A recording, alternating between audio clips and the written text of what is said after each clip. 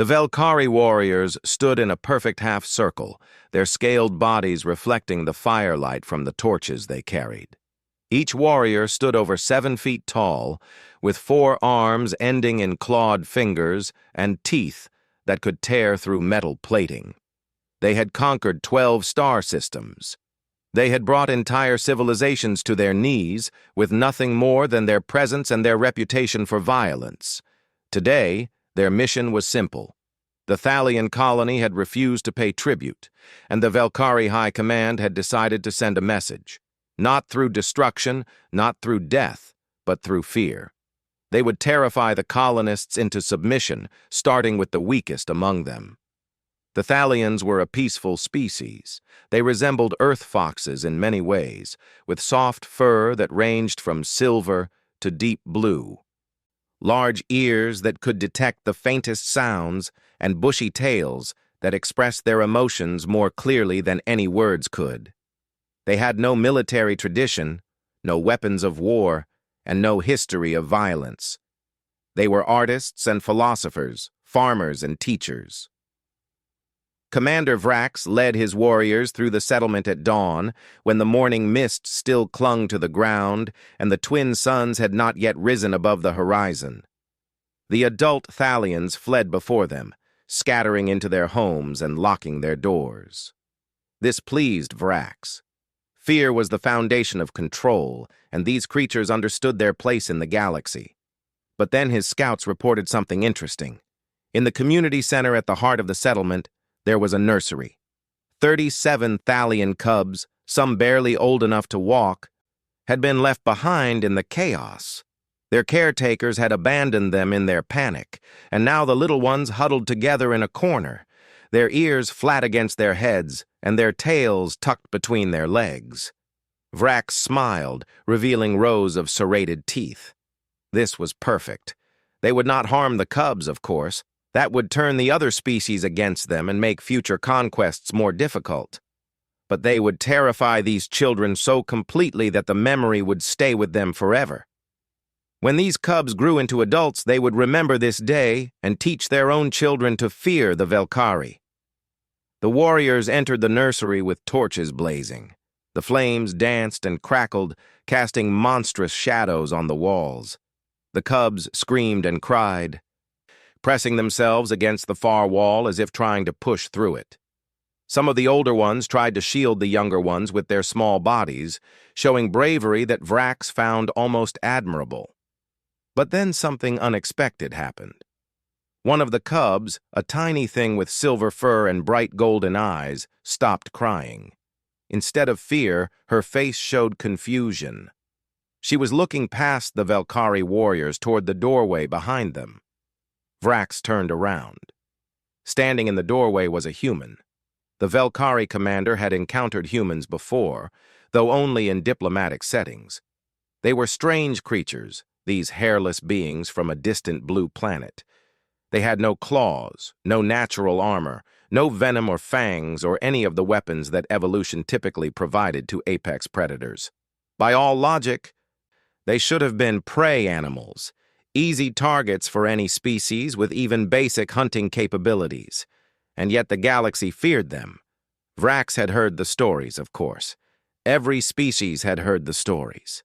How the humans had fought a war against the Centauri collective, and won despite being outnumbered 50-1.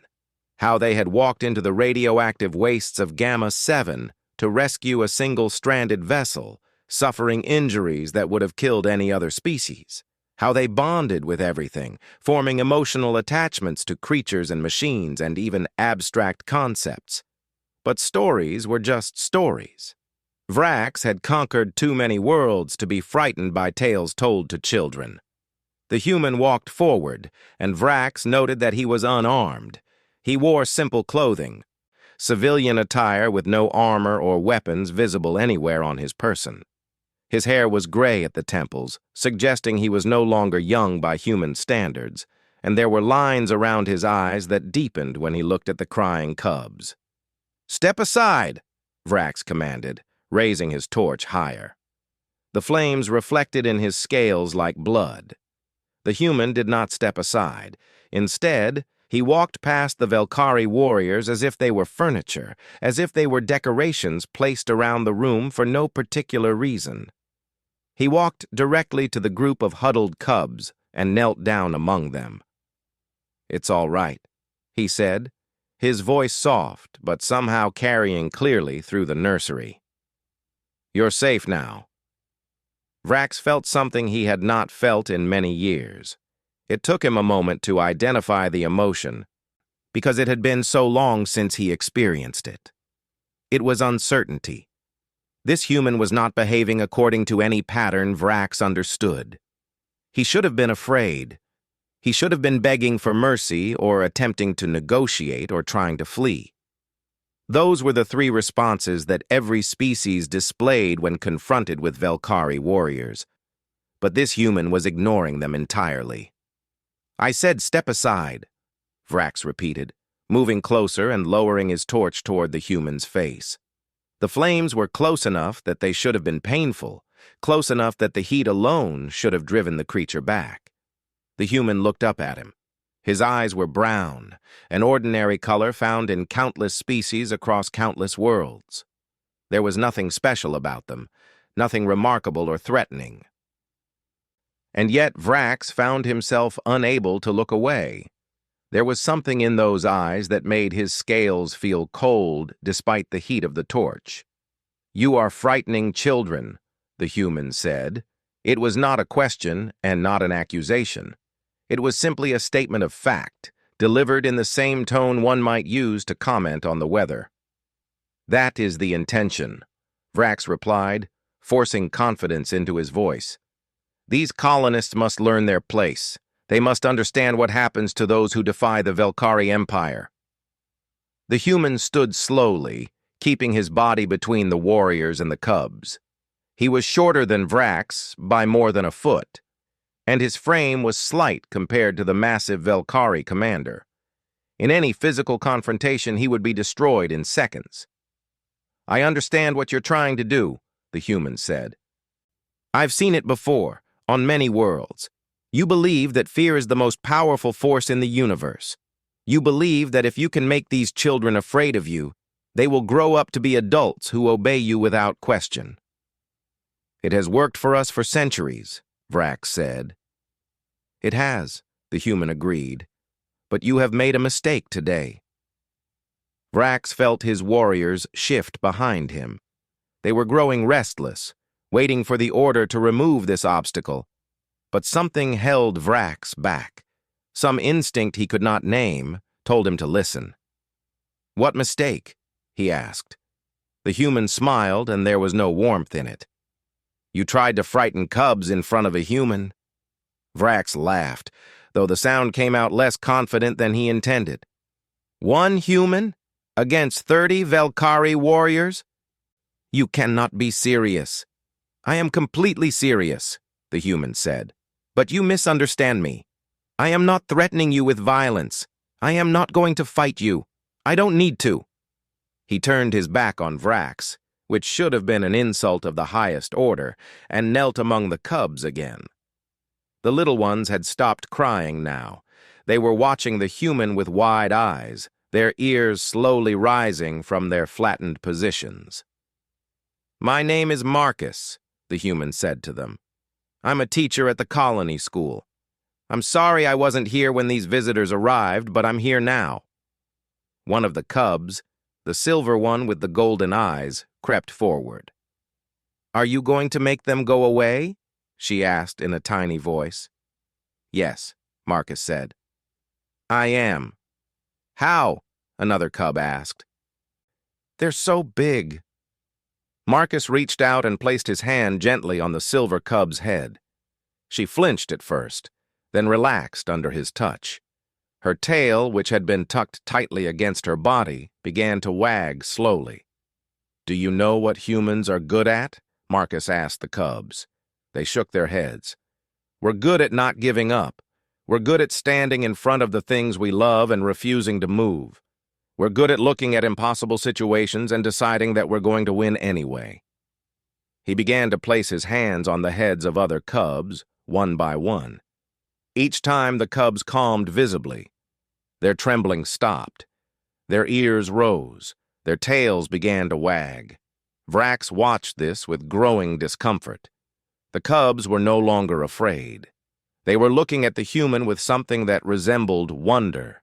Worse, they were beginning to look at the Velkhari warriors with something that was definitely not fear. It was curiosity. "Your tactics only work against those who believe they are helpless," Marcus said, still focused on the cubs. "You conquer worlds by making entire populations believe that resistance is impossible. But children who are comforted during their darkest moments learn something different. They learn that there is always hope. They learn that monsters can be faced. They learn that love is stronger than fear." He stood again and turned to face Vrax. The cubs clustered around his legs, peeking out at the warriors with bright, curious eyes. One of them actually waved. "You could kill me," Marcus said. "That is true. You could kill every human in this settlement, but you won't, because you know what happens when humans are killed." "Other humans come, and they don't come to negotiate. They don't come to surrender. They come to remind the galaxy why humanity earned its reputation." Vrax's grip on his torch tightened. "You're bluffing." "Am I?" Marcus asked. "Do you really want to find out? Do you want to be the commander who started a war with humanity over a failed intimidation mission? Do you want your name to be remembered as the Velkhari who made the worst strategic decision in your empire's history?" The nursery was silent. The cubs had stopped making any sound at all. Even the flames seemed to burn quieter. "Your people conquered through fear because you never encountered anything you couldn't intimidate," Marcus continued. "But humans don't work that way. We are afraid all the time. We're afraid of death, of pain, of loss, of failure. But we've learned to act despite our fear. We've learned that courage isn't the absence of fear, but the decision that something else is more important." He gestured to the cubs around him. "These children are more important than my fear. This colony is more important than my safety. And if you think I'm the only human who feels this way, you haven't been paying attention to our species." Vrax stood frozen.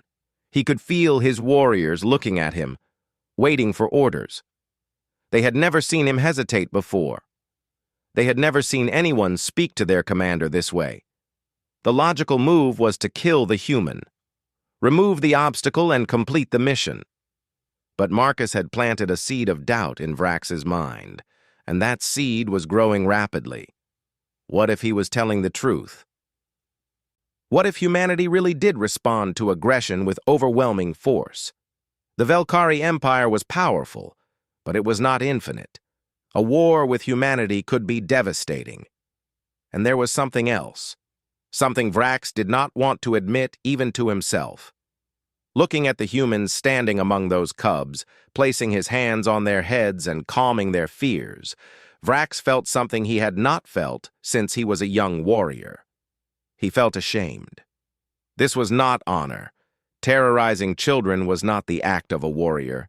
It was the act of a coward, someone who could only feel powerful by making the weakest suffer. Vrax had built his career on such acts, but he had never been forced to confront what they truly meant. Until now. "We're leaving," Vrax said suddenly. His warriors looked at him with confusion. One of them started to speak, but Vrax silenced him with a gesture. "This colony is not worth the trouble," Vrax continued. "We will find other targets, easier targets." He turned and walked toward the door, his warriors falling into step behind him. At the threshold, he paused and looked back at the human. "You have made a powerful enemy today," Vrax said. Marcus smiled. "I know. But I've also shown these children that enemies can be faced. That's worth any price." Vrax left without another word. As his shuttle lifted off from the colony, he looked down at the settlement below. The human was standing in front of the nursery, surrounded by cubs. The silver one was riding on his shoulders, her tail wagging furiously. That image would stay with Vrax for the rest of his life, not because it made him afraid, but because it made him think. Perhaps there was more to strength than violence. Perhaps there was more to conquest than fear. And perhaps, just perhaps, the humans had understood something that the Velkari had missed entirely. Below, Marcus watched the ships disappear into the sky. The cubs cheered and celebrated around him, but he remained thoughtful.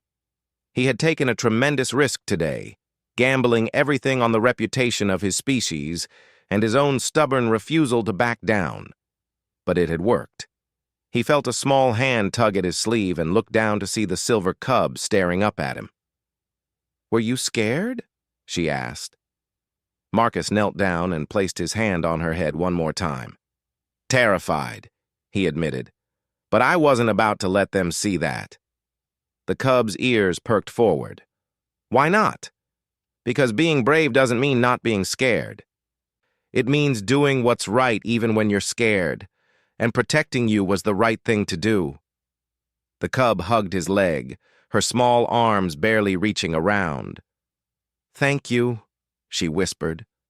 Marcus smiled and gently patted her head. "Anytime, little one. Anytime." The twin suns finally rose above the horizon, bathing the colony in warm golden light. It was a new day, and the children of this world would grow up remembering not the monsters who had tried to frighten them, but the human who had stood between them and their fear. And that, Marcus knew, was the most powerful weapon in the galaxy. Not fire, not claws, not warships or armies. Love. Simple, stubborn, unbreakable love.